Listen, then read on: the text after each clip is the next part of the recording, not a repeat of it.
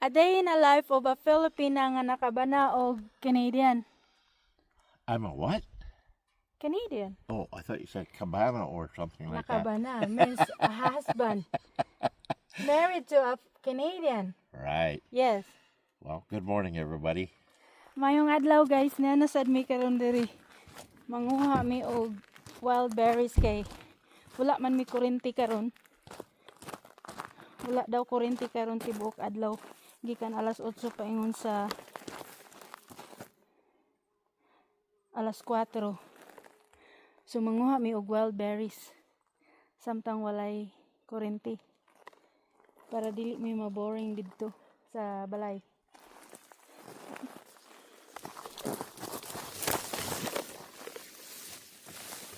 Magsugok-sugok nasad ko. Mo ni akong kinabuhi diri sa Canada. Basta summer. Kay ang akong bana ko naman. Unsa ni? Retired man akong bana. Retired naman siya. So, para ma-enjoy niya iyang retirement, dili ko ga trabaho basta summer. Gaubanan ako siya kung asa siya maadto. Or ga-adventure ming duha. Kay kung siya ra po dili man pud siya ma-enjoy.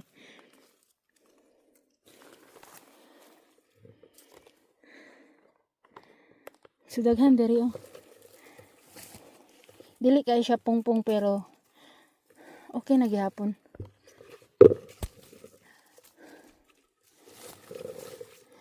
Akong tan-awon dito sa sulod sa forest. Mo ni siya akong view karon.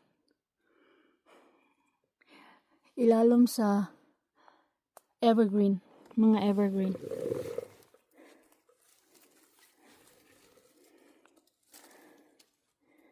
Ano siya, malingaw ra pug ka, malingaw ra pug ko diri sa kuan. Sa akong kinabuhi. Bisag wala akong pamilya diri. Ang ako yung wish nga madala nako sila diri. Pero sa unta man nga lisod man dili dali maka dala sa ilaha diri. So ingon ani ra akong kinabuhi diri. Basta summer, enjoy kaayo kay kuan man. Bisan asa ra mi kaabot og pang adventure manguhag mga berries, mangisda. Wala akong kinabuhi diri. Kaya ang akong bana mahilig man gyud siya og kuan pangisda. Nahilig na po na ako ganahan masag ko. Maka-excited kung makakuan ka, makabingwit. Excited ka ayo. Labi nagdako imong mabingwitan. Samot ka excited.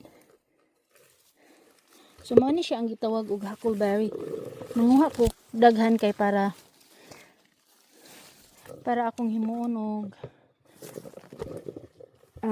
jam. Akong himuon og jam. Tapos kung magpadala ko kung mag-box ko sa Pilipinas, akong dala og apil kay para makasulay sila unsay lami. Napoy blueberry. Kani siya mo ni siya huckleberry ang tawag.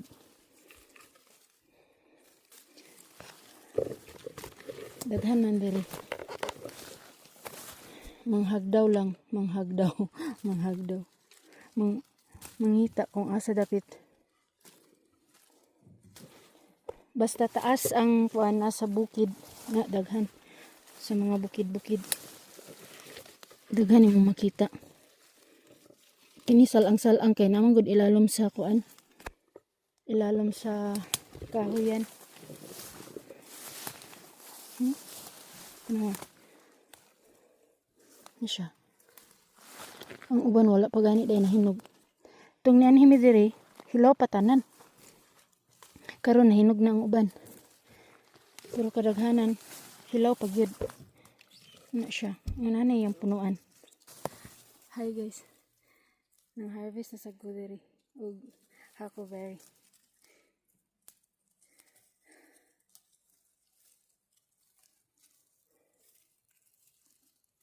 Grabe kadaghan diri.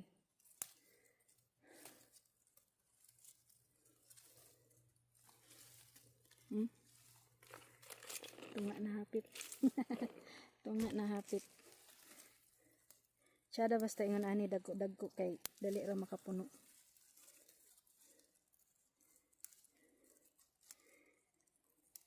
Kung kwarta-kwarta lang dili yun worth it ang mag-harvest. Kay hago na ka. Nya. Gasto pa kaayo sa kuan. Gasolina. Kay siyempre mag-drive man ni paingon diri. Kay medyo layo-layo man. Kay kinahanglan naka sa bukid. Kay sa bukid man siya mangnubo. Kay basta ingon aron summer barato ra ang mga berries sa tindahan sa grocery. Tong isang adlaw nagpalit kog blueberries 2 ka pound, hapit na siya mag 1 ka kilo. Kuan ra $350.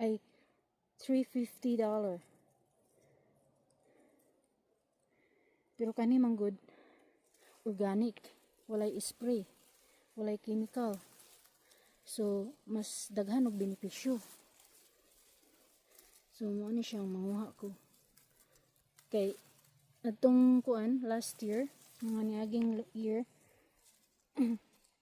wa mi kabulungan na day daghan diri. Na aksidente lang among na discovery adtong nag-drive mi paingon sa Dennis Lake. Na ko'y nakitaan nga daghan nga punuan nga nani. Na po'y bunga gagmay. Wala pa nahinog. Muning nibalik mi karon diri. Daghan man day kaayo.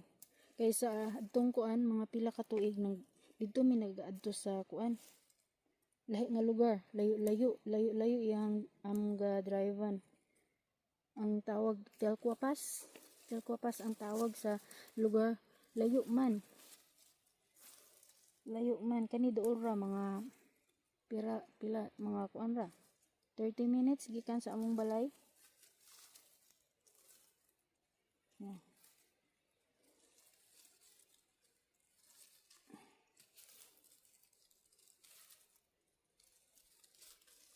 30 minutes gikan sa among balay. So, ano siya? Diri na may gaanhan. So, mag-harvest ko og daghan karon kay para mo ko og jam. Lami man ni siya himuon og jam gyapon. Mura ra gud ni gyapon siya blueberry.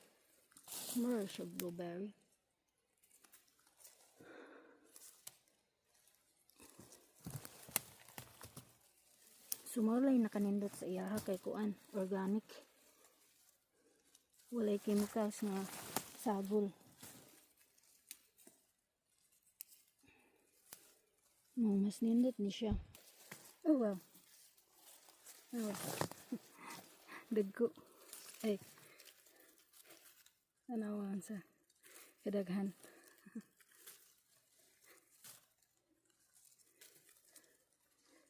Lamiin siya kay dagko. Huckleberry ang tawag. Tanawa kong kamot. Dagan purple na kaayo.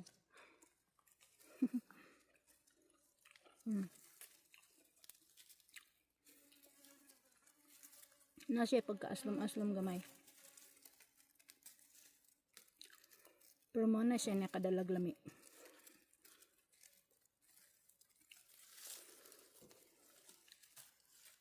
Huckleberry.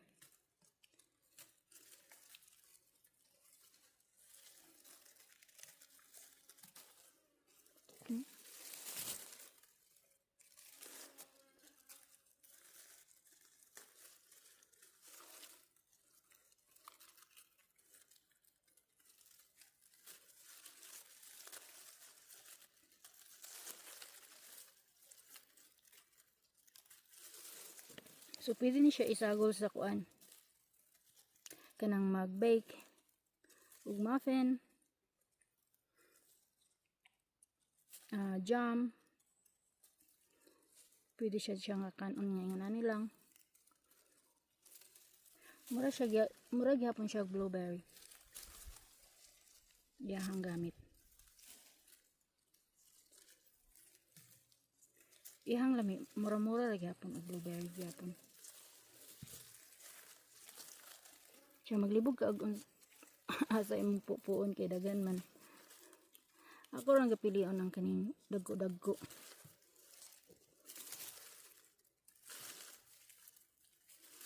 Okay guys.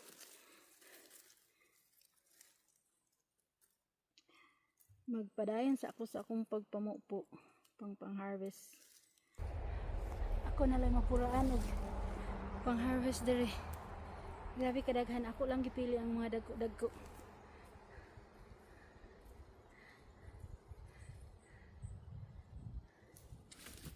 Hapit na ako mag-isa ka bakit. Grabe, puno kayo apil diha. Galibog na kog unsay asa akong pupuon. Kay grabe, ako na lay mapuraan. Ako na lay mapuraan og pang-harvest.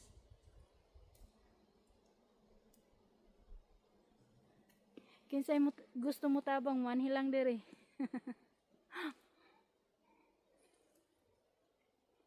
Libre na sad ni siya pamahaw.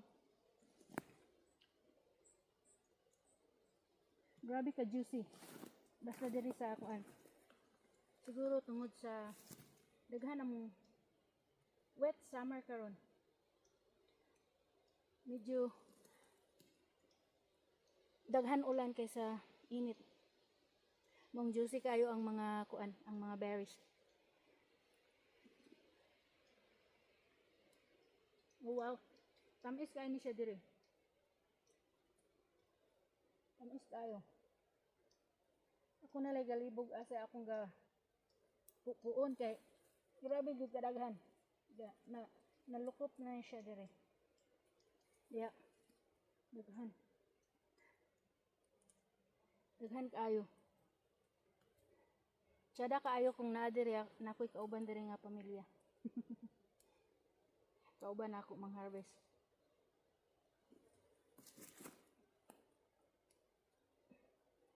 Or mga amiga. Naman po sila yung mga trabaho. Akong bana dili na makapang-harvest inani kay dili siya makasugakod og tindog. Dili na siya kasugakod og tindog nga kanang dugay. Kana ganing mangisda mi nga kuan, unsa ni maglingkod lang siya. Maglingkod lang siya mangisda, siya.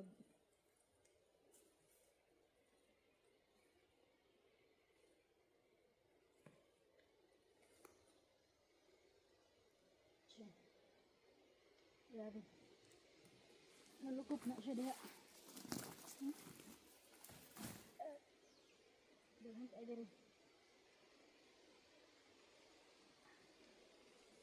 Ako na lang mapuraan. Ikapoy na ko. Grabe singot.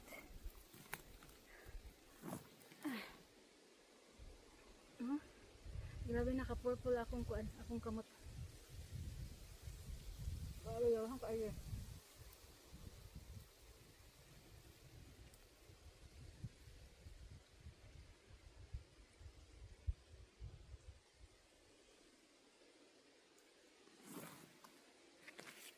Grabe kadaghan.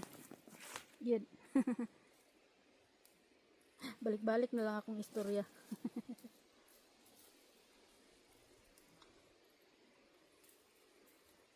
Tukungan lang na siya kay mugbo man siya. Mugbo.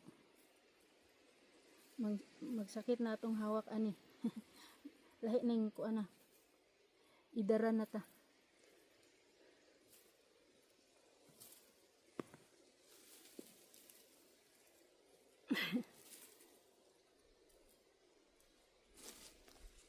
Ya, daghan kaayo. Nalukop. Daghan gani kaya akong nalakiban. Sige lang. Hapit naman po ko makapuno sa akong bucket. Okay guys.